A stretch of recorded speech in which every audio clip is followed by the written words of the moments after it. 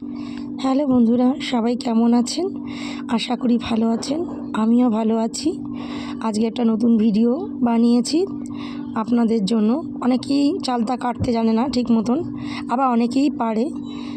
তো আমি সেটাই তোমাদের সাথে শেয়ার করব। দেখো, আমার হাতে একটা চালতা রয়েছে। এই চালতাটা কিভাবে কাটছি তোমাদের সাথে সেটাই শেয়ার করব। আগে চালতার পাপড়িগুলো এভাবে কেটে একটা একটা করে ছাড়িয়ে নেব। এইভাবে চালতা কাটলে কিন্তু ওই ভেতরে যে একটা মতন থাকে লালা মতন, ওটাও ফাটবে না আর হাতটাও পিছলাবে না, খুব সহজে। আবার যে মনে করে যে চালতা আমি এতটা রান্না করবো না, যাদের লাগবে কম, তারা এরকমভাবে পাপড়ি ছাড়িয়ে প্লাস্টিকে মুড়ে ফ্রিজে রেখে দিতে পারো অনেক দিন ধরে, অসুবিধা হবে না। তাহলে চালতাটা কি নষ্ট হবে না, চালতা যে কালো হয়ে যায়।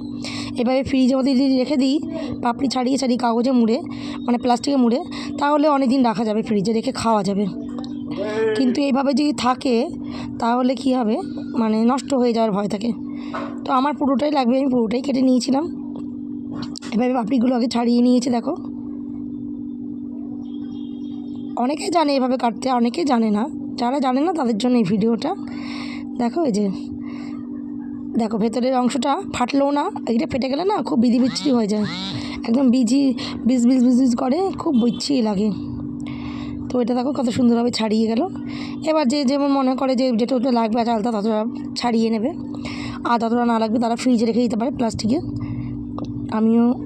আমার পুরো লাগবে বলেছিলাম, আমি পুরোটাই কেটেছিলাম। এবার চালতাগুলোকে খোসা ছাড়িয়ে চিরি চিরি করে কেটে নেবো, একদম সরু সরু করে।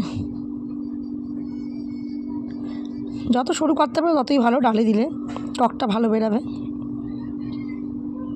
আমি তো ডাল সেদ্ধ করে ডালের মধ্যে আবার একটা সিটি মেরে নিই, এগুলো ধুয়ে দিয়ে একবার সিটি মেরে তারপরে আবার ফোড়ন দিই।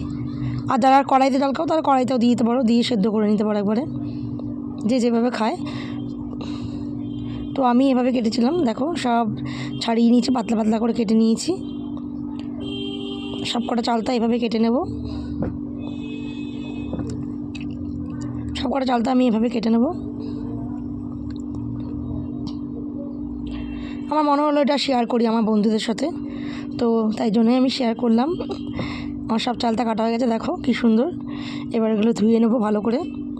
যদি ভিডিওটা ভালো লাগে সবাইকে অনুরোধ করলাম সবাই দেখবে, আর যদি মনে হয় ভালো লাগে লাইক কমেন্ট করবে। ঠিক আছে, আজকে ভিডিও এই পর্যন্ত।